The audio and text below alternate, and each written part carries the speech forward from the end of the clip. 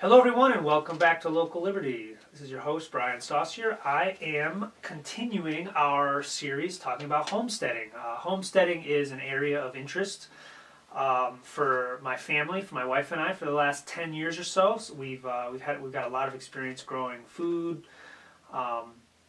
just rural living in general, and I think this is an important topic that can help lead people towards liberty if they can reclaim a little bit of their own independence. I think in any small way or large way, I think it's a good thing. So I am sharing the knowledge I have about homesteading, and I'm keeping everything focused on our local community because that's what we want to do on this show, and that's the information that I have to provide to people that I think will be the most valuable. So for anybody else that may be watching this around the world, we are talking about the kinds of things that you can grow, when to grow them, how to grow them in Connecticut. That's where I live. So this is part 4, and in part 3 we talked about establishing or where you can set up an environment to grow, whether it's in a container or in a small garden or in a huge field. We talked about some of the basics of what plants need. And then the next step is, okay, you've got your garden ready, you got your plans made, and you need to actually get some plants. Well, where are you going to get them, or how should you get them? And this is all geared towards the beginner. It's your very first foray into growing things. The easiest way to get going is to buy transplants. That means a tiny little plant, a tiny little vegetable plant that you can get at any garden center, Home Depot, a place like Mackey's in town. They all sell little trays of vegetable plants. And the reason to start with those is because there's a whole body of knowledge that it takes to grow things from seed. It's as we're going to discuss in the next episode, it's not anything super complicated, but it is another thing you have to learn, and you can get very good results growing from seed and excellent results buying somebody else's transplants. So it's just, as a beginning point, look for plants that are already growing.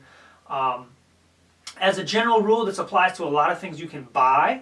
You're going to pay a little bit more if you go to a place like Mackey's, but you're going to get slightly higher quality plants. And you're also going to get some different varieties compared to, say, a Home Depot or a Walmart. You can get super cheap plants that are perfectly good quality. They're just going to be, a lot of them, they come from out of state, so they're regional, so that they might not be the exact right kind of varieties that are going to grow in Connecticut. But I've bought plenty of plants at Walmart, Home Depot, and they do just fine. Now, if you go to, say, a place like Ledgecrest on 195 on your way up to stores, there's a couple things you can get there. One, they have a really good variety of vegetable plants, and I think there you can buy single plants. Say you don't want 6 tomato plants of one kind. You can get a single plant there for a pretty cheap price. And that's not something you'll see at most stores.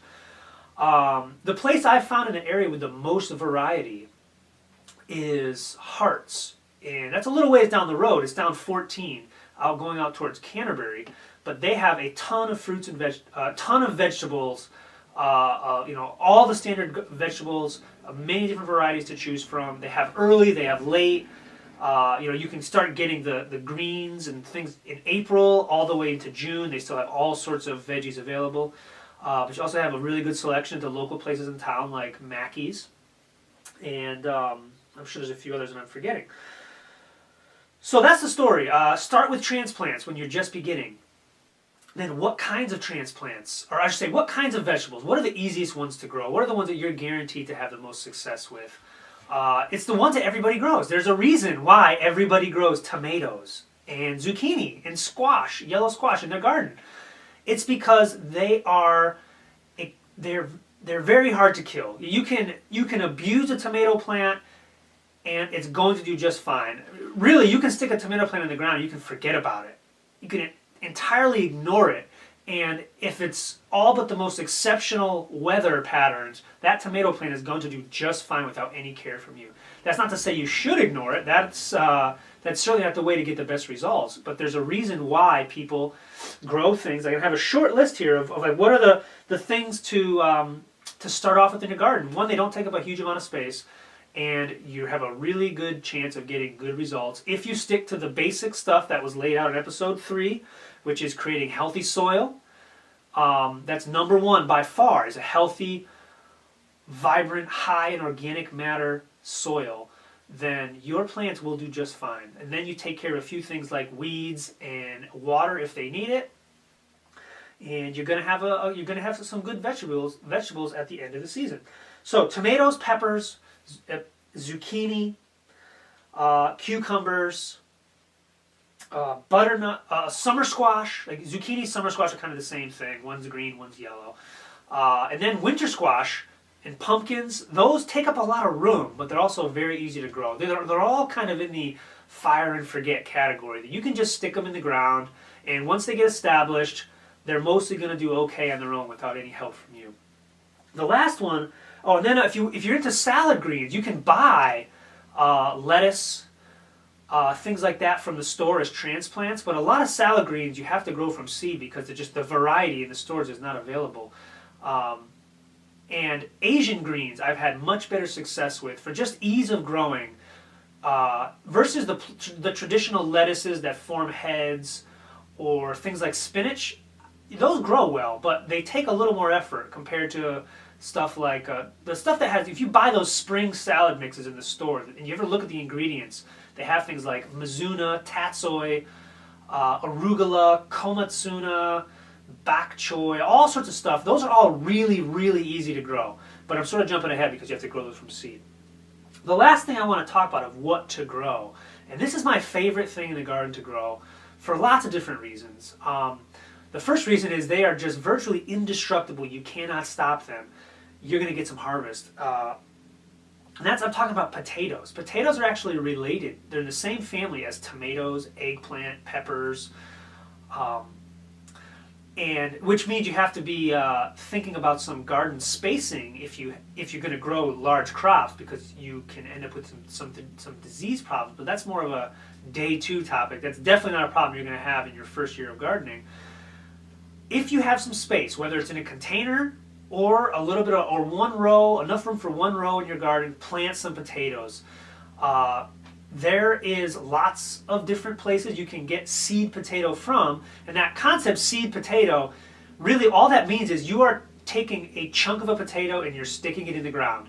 Now, if you've ever left potatoes in your pantry for too long, you notice they start growing these funky little plants on them. That's actually what you grow. What you do is you would cut up the potato so it has at least one of those pieces that's called an eye, that growth off of it, and stick it in the ground, and that's your seed. Come back 3 months later and you've got some potatoes. Now, if you really want to optimize your harvest, you're going to do things like hill them maybe, or put a heavy mulch on them. But the bottom line is potatoes are virtually indestructible. You will get a few very delicious, very fresh potatoes from any amount of seed potato that you stick in the ground. And I have yet to meet any adult, any kid that isn't amazed or just enthralled by that first time they can stick their hands in the ground and pull a potato out. It's like finding buried treasure. So I guarantee you will enjoy growing potatoes. Not to mention the fact that if you grow a lot of them, you have a lot of food in your pantry, in your basement for the winter. And forget the whole survival angle. Just talk about convenience. There's nothing more convenient than having a whole bunch of food ready for you in your house. It's even more convenient than the ultra convenience of the local supermarket. You don't have to go anywhere. Your food is right there in your basement where you want it. So that's some basics of what things to grow locally. What we're going to talk about in the next segment is growing things from seed, and also I'm going to share with you some of the information that I think will be most useful to local gardeners, and that's the information that I've compiled over the years of when to plant things from seed, when to start things from seed, and more importantly, what varieties grow well in Connecticut. So thanks for listening. This is Brian Saucer with Local Liberty. Check us out on YouTube and Facebook. Local Liberty, put it in quotes, 2 words, and we'll talk to you guys soon. Thank you.